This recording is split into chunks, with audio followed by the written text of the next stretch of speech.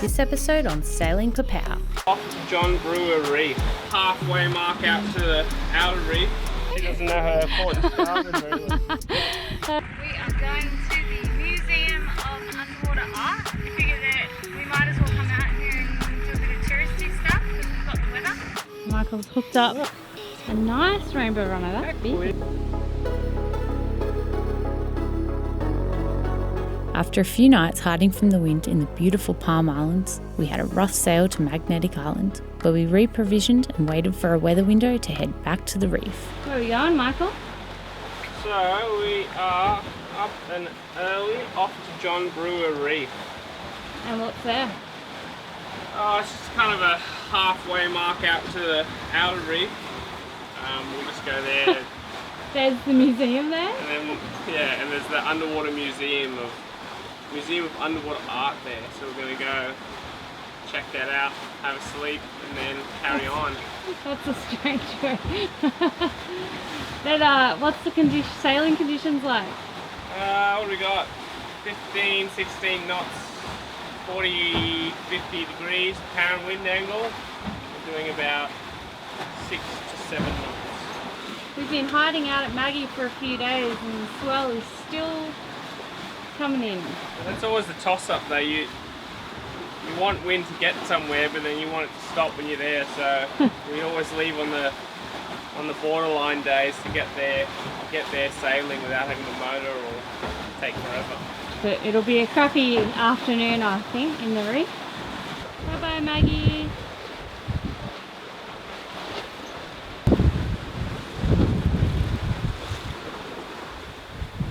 Winds easterly 10 to 15 knots. Inshore winds tending northeasterly 15 to 20 knots in the afternoon and early evening. Seas will be below 1 metre. The swell will be easterly around 1 metre. So this is where our microphone started having issues. Basically, it was just us banging on about the greatest boat invention yet. A light whirlwind towel suspended by a loop of bungee, which funneled the cool air onto the lounge below.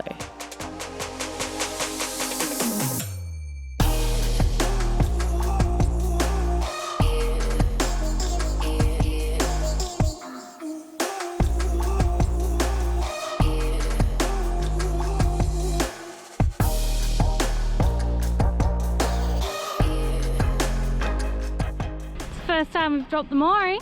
What's that? That's the first time we've dropped the mooring. We usually get it first go. The old port starboard trick, eh? Yeah. What did you tell me to do? She doesn't know her port and starboard very well. Standard. Anyway, look at this spot. Absolutely beautiful.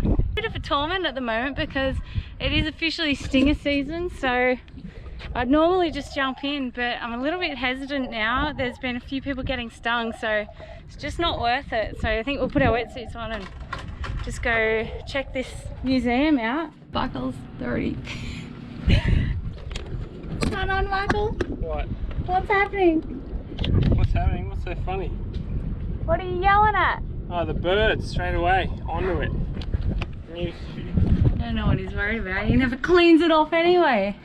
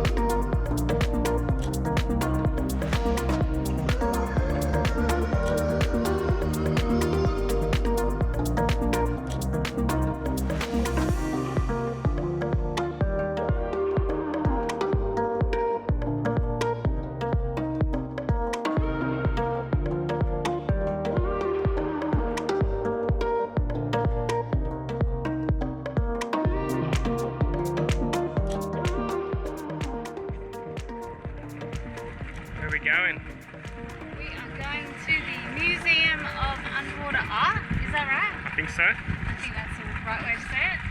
And yeah, it's in a big green zone, which works out well. It's not a green zone. Huh? Mm-mm. I thought this whole reef was green zone. No, it's yellow. Oh. Well, anyway, we won't be spearing because there's a finfish ban, and we figured that we might as well come out here and do a bit of touristy stuff because we've got the weather. So yeah, go check it out.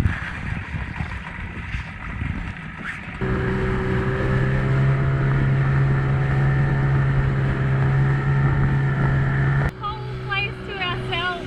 2 dive boats just left, so pretty good.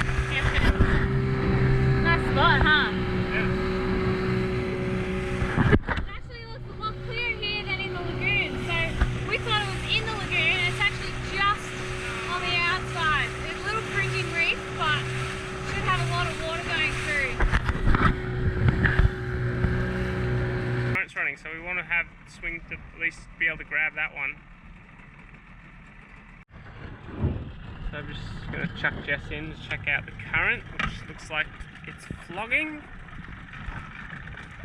Yeah, it's going to make it pretty hard because the moorings are so far apart from each other.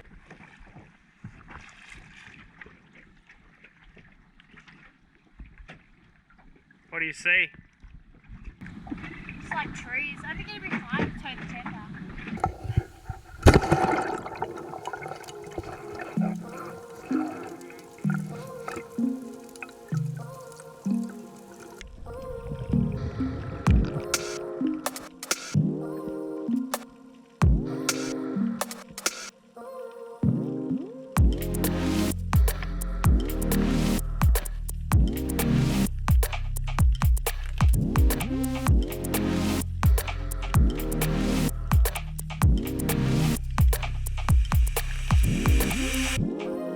The museum sits in around 18 metres of water, coming up to 8 metres on top, and the entire structure weighs over 158 tonnes. The coral greenhouse is filled with 20 sculptures and is made from stainless steel and pH neutral materials to help encourage coral growth.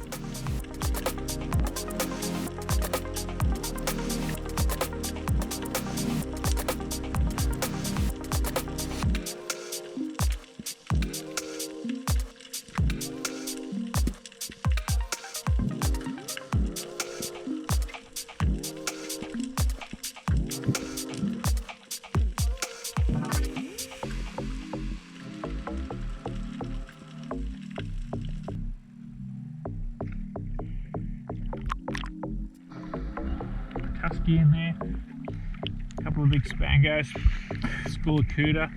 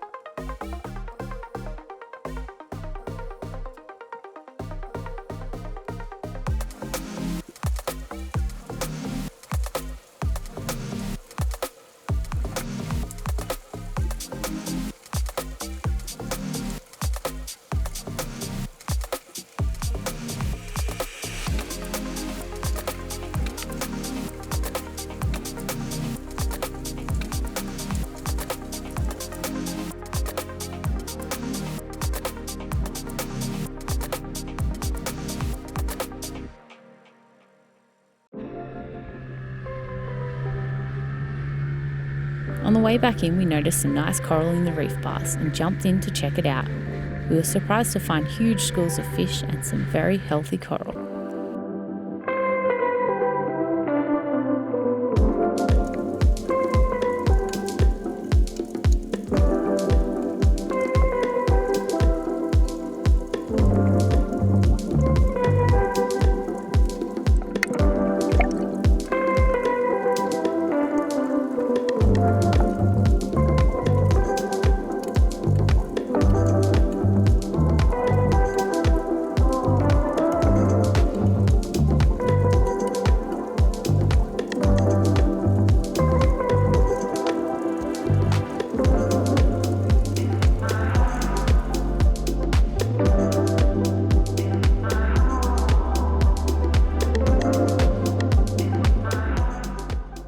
Yeah, so we got to John Brewer yesterday, had a dive on the museum, which was pretty cool. And some, just had a little dive in the reef past there. It was awesome, great corals, heaps of fish life. Yeah, it's 5:30 now. We're going to head out to Myrmidon Reef. It's like a reef that interrupts the continental shelf. Full green zone, but it's finfish closure as well, so it's worth just going out there and just being out in the one of the furthest out reefs. And What's the reef finfish closure? so they close 1 or 2 times a year around the full or the new moon. They close the fishing for all reef finfish like snappers and sea brims and all that stuff, trouts and gropers for spawning. So they're all off limits, so we can only shoot pelagic fish. Oh, we'll just have to chase doggies. But yeah, so we're just heading out to Myrmidon now, and the wind's straight on the nose, about 13 knots. But that's what motors are for. So ready to get going. 5:30. Nice sunrise too.